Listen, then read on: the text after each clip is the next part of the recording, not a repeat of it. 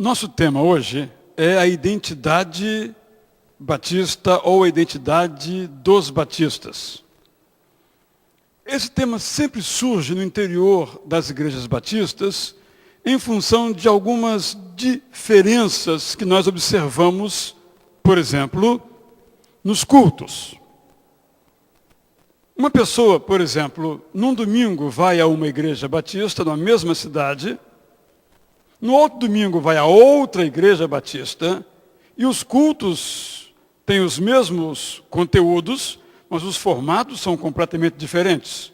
Uns, diríamos, são mais conservadores, outros mais contemporâneos, ou qualquer adjetivo que nós venhamos a dar. Qual dessas igrejas é uma igreja batista? É batista uma igreja, por exemplo, que não realiza assembleias administrativas ou sessões todo mês ou todo trimestre? O que é uma igreja batista? Volta e meia, então, quando uma igreja parece estar fora dos chamados padrões batistas, surge o assunto da identidade batista. Dízimo para a convenção, para o sistema cooperativo, para o plano cooperativo. Esta é uma realidade. E algumas não fazem. A discussão que se estabelece em relação a isso é a seguinte. Uma denominação que tem um processo decisório mais rápido, seja ele episcopal, um colégio de presbíteros ou de bispos, ou um pastor que decide tudo, ou alguém que decide tudo, é melhor ou pior de uma igreja batista em que vai primeiro para uma assembleia, demora meses, vai depois para uma convenção que se reúne uma vez por ano, ou um conselho que se reúne 3 vezes ao ano? De fato, há uma lentidão no processo decisório batista. Pode essa convenção, essa associação, interferir, por exemplo, numa igreja batista que é autônoma, quando ela é considerada desviante doutrinariamente ou liturgicamente? Esse é um tema muito, e penso que nós temos que deliberar sobre ele. Há uma tendência cada vez maior de igrejas, por exemplo, não fazer assembleias mensais, porque quando faz ninguém vem, não há interesse por esse tipo de assunto. Esse modelo, penso eu, de assembleias mensais é um modelo rural, que não subsiste no contexto urbano. Mesmo no condomínio, se marca a reunião, não vai ninguém, porque ninguém tem tempo, todo mundo está correndo. A mesma coisa na igreja. Isso no plano local. No outro plano, a discussão é a seguinte. Como a convenção, no caso, a Convenção Batista Brasileira, ou uma estadual, pode realizar o seu trabalho se não tem ingerência, se não pode exigir, por exemplo, um tipo de cooperação? Esse é um tema que demanda muita discussão.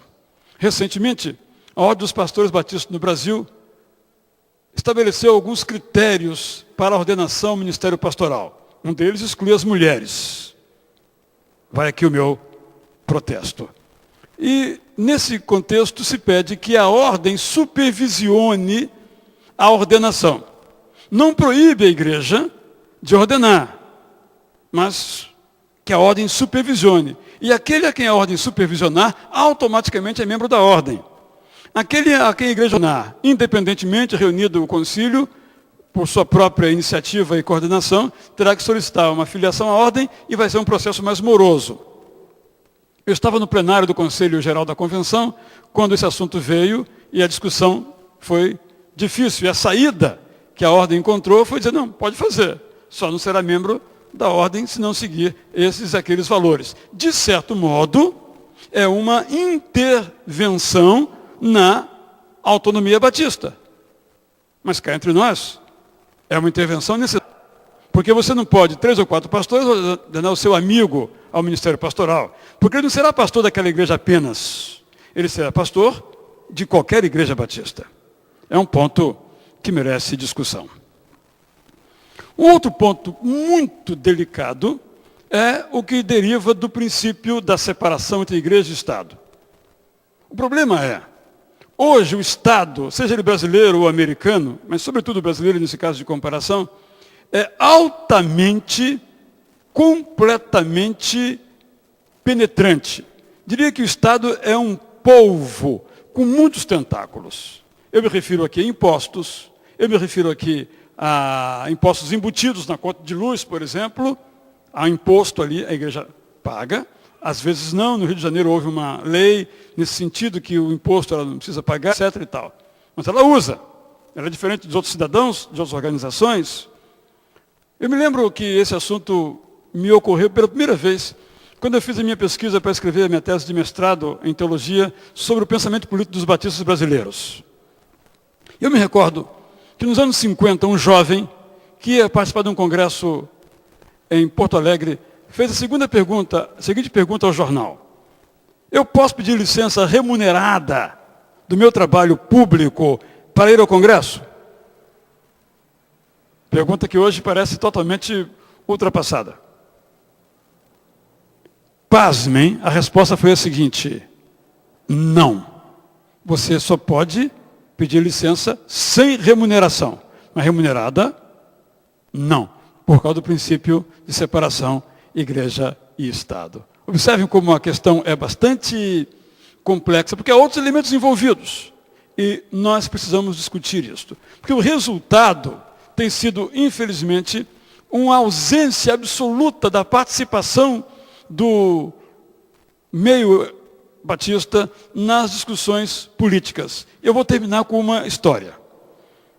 Há algum tempo eu estive na casa de uma senhora, amiga de adolescência, na igreja, ela agora em outra cidade, outra igreja, e ali fiquei sabendo que ela foi candidata a vereadora na sua cidade. E não foi eleita. Ela se queixou comigo, disse: Israel, na igreja ninguém ficou sabendo, porque o pastor não sequer me apresentou como candidata a vereadora. E foi eleita uma pessoa que depois descobriram que tinha uma fé completamente antagônica à nossa. E as pessoas disseram: se eu soubesse, não votaria nele, votaria em você. Eu não sabia que você era candidata. A história prossegue. Alguns anos então, em nossa igreja, tivemos dois candidatos, dois a deputado federal. Eu então os apresentei à igreja nos 3 cultos dominicais, orei com eles. Apenas orei. Aqui está a irmã fulana, aqui está o irmão fulano. Eles são candidatos a deputado federal, nem disse o número, nem o partido. E eu fui duramente não diria, mas fui questionado: não faça mais isso. Isso é misturar política com igreja. É? Essa é a questão. Se você pega a bancada por religião na Câmara Federal, você vai observar que o número de políticos evangélicos, não de batistas, é muito alto. Porque há outras igrejas que fazem campanha ostensivamente. Não acho isso louvável. Mas será que é correto a gente omitir o fato? Um irmão nosso que presta um vestibular, não oramos por ele. Que vai fazer um concurso, não oramos por ele. Não podemos orar por um nosso irmão em Cristo que é candidato a deputado, ou a vereador, ou a governador? Penso que o nosso princípio de separação é muito valioso. Na igreja todos são iguais. Mas nós temos que pensar outras realidades para um tempo diferente, como o nosso, que demanda um testemunho vivo e eficaz. Assim, termino este meu encontro, esperando que o resumo aqui apresentado e as discussões aqui sugeridas possam suscitar saudáveis debates. Até o próximo encontro. Muito obrigado a todos e a todas.